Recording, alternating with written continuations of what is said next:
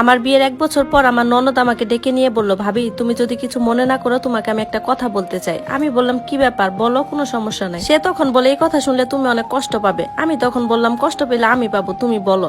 তখন সে বলতেছে, জানো ভাবি, ভাইয়ার সাথে না তোমার ছোট বোনের খারাপ সম্পর্ক আছে। এই কথা শোনা মাত্রই আমি ভীষণ ভাবে চমকে উঠলাম। তখন বললাম মানে? তখন সে বলতেছে কাপা কাপা স্বরে, ভাবি এই কথা যেন ভাইয়া কোনোভাবেই না জানে, তাহলে আমাকে মেরেই ফেলবে। কালকে যখন তুমি মার সাথে ডাক্তারের কাছে গেছিলে তখন আমার আর তোমার ছোট বোনের স্কুলে যাওয়ার কথা ছিল। ওকে যখন বললাম ও বললো ওর নাকি শরীরটা খারাপ, ও স্কুলে যাবে না। এদিকে ভাইয়াও আর বাসায় আছে, ও কাজে যায়নি।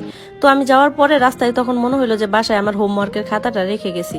পরে আমি যখন আবার বাসায় গেলাম, রুমে এসে দেখি আমার ভাই আর তোমার বোন খুব বাজে অবস্থায়। বিশ্বাস করো ওদের শরীরে একটা সুতাও ছিল না। আমি সঙ্গে সঙ্গে আমার ননদের মুখটা চেপে ধরে বললাম, দয়া করে তুই চুপ কর, আমি এগুলো আর নিতে পারছি না।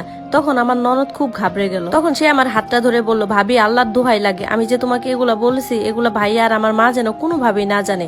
আমি তোমার ছোট বোনকে অনেকবার সাবধান করছি, অনেকবার চেষ্টা করছি, কিন্তু সে কোনো কিছুই মানে না। সে তো মাঝে মধ্যে ক্লাস ফাঁকি দিয়ে ভাইয়ার সাথে ঘুরতে যায়। সেদিন শুনলাম সিনেমাও দেখতে গেছে। ওকে যদি আমি কিছু বলি তখন বলে, শোনো তুমি যদি এগুলো বলে দাও তাহলে তোমার ভাইয়া তোমার ভাবিকে ছেড়ে আমাকেই বিয়ে করবে। বিশ্বাস করো ভাবি, এই কথাগুলো এতদিন ভয়ে আমি তোমাকে বলিনি। তখন আমি তাকে বললাম, আচ্ছা ঠিক আছে এই কথাগুলো আমি কাউকে বলবো না, তুই চলে যা।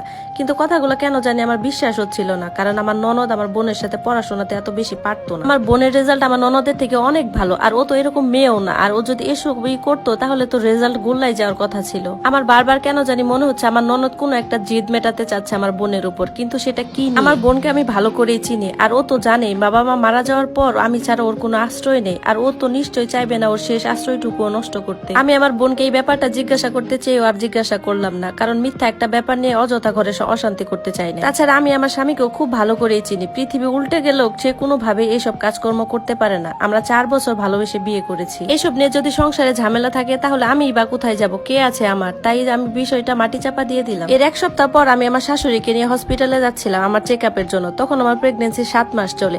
এই সময় আমার স্বামী আমাকে নিয়ে খুব সচেতন। সে সব সময় আমাকে বলে যে বাড়িতে কোনো কাজকর্মই করবা না, মা আছে, তোমার বোন আছে, আমার বোন আছে, কোনো দরকার পড়লে তুমি ওদেরকে দিয়ে করাবে। এমন শরীর নিয়ে তুমি যদি কাজ করা তোমার কোনো সমস্যা হয়, আমি নিজেকে কখনোই ক্ষমা করতে পারবো না। বিশ্বাস করো সাইমা, তোমাকে নিয়ে আমার খুব ভয় হয়। আমি তোমাকে অনেক ভালোবাসি। আমার স্বামীর মুখে যখন এসব কথা বলি তখন আমি বরাবরই মুগ্ধ হয়ে তার দিকে তাকিয়ে থাকি। কলিজাটা আমার ঠান্ডা হয়ে যায়। এরপর মনে মনে একা একাই ভাবলাম, ছি, এরকম ফেরেস্তার মতো মানুষকে কেউ এইভাবে মিথ্যা ব্লেম দিতে পারে? নিজের পেটের আপন ভাই, তাও আবার শুধুমাত্র নিজের স্বার্থ হাসিল করার জন্য। এরপর আর কিছু না ভেবে আমি বেরিয়ে পড়লাম চেকআপের জন্য। রাস্তায় গিয়ে হঠাৎ মনে হলো আমি আমার আগের রিপোর্টটা রেখে এসেছি।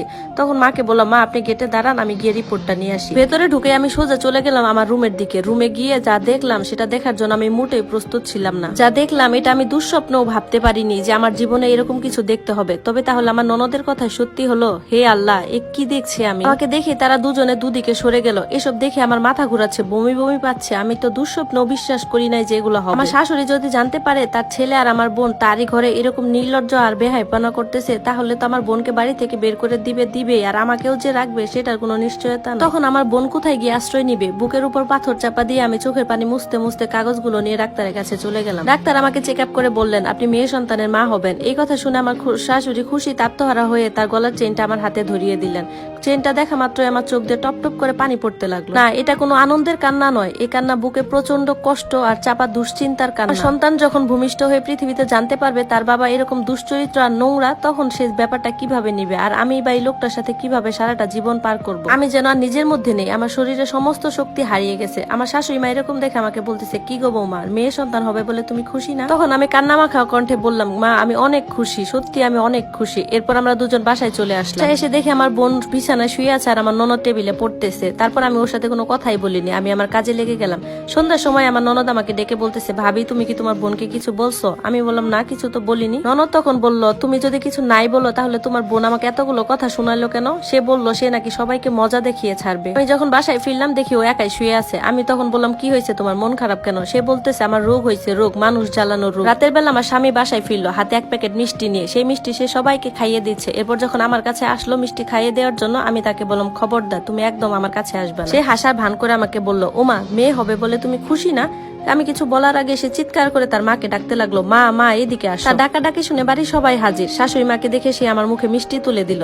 তখন আমি আর কি করা, মিষ্টিটা মুখে নিলাম। মিষ্টিটা তো আমার গলা দিয়ে নামতেই চাইছে না, আমার চোখ জলে ভিজে গেছে আর বুকের ভিতর থেকে হু হু করে কান্না আসছে। আমার তো ভাবতে অবাক লাগছে, আমার ছোট্ট বোনটি এত সহজে এত পাকা অভিনেত্রী হয়ে গেছে। কত বড় দুঃসাহস হলে এই কাজ করতে পারে। যে মেয়েকে আমি নিজের মেয়ের মতো ভালোবেসেছি, বাবা মা নেই, নিজের সংসারে আশ্রয় দিয়েছি, সেই আমার এই সংসারটাতে কুড়াল মারলো। স্বামী আমাকে বলছে, কি হয়েছে তোমার, এত দুশ্চিন্তা করতেছো কেন? আমি বললাম, তুমি এই কথা কিভাবে বলো, তোমার তো লজ্জা থাকা উচিত। তখন সে আমাকে বলতেছে, ধুর বোকা, সকালে কি না কি দেখছো, এটা এখনো মনে রাখছো, সব ভুলে যাও। আমি তাকে বললাম, তুমি তোমার স্ত্রীর ছোট বোনের সাথে ব্যভিচারে লিপ্ত, 4টা বছর তোমাকে ভালোবেসে বিয়ে করেছি, এর প্রতিদান তুমি এই দিলে? আমার কথা শুনে আমার স্বামী আমাকে ধমকের সুরে বলল, চুপ করো তুমি, মা যদি এগুলো জানতে পারে তাহলে তোমাদের 2 বোনের কারোর এই বাড়িতে আর থাকা লাগবে না।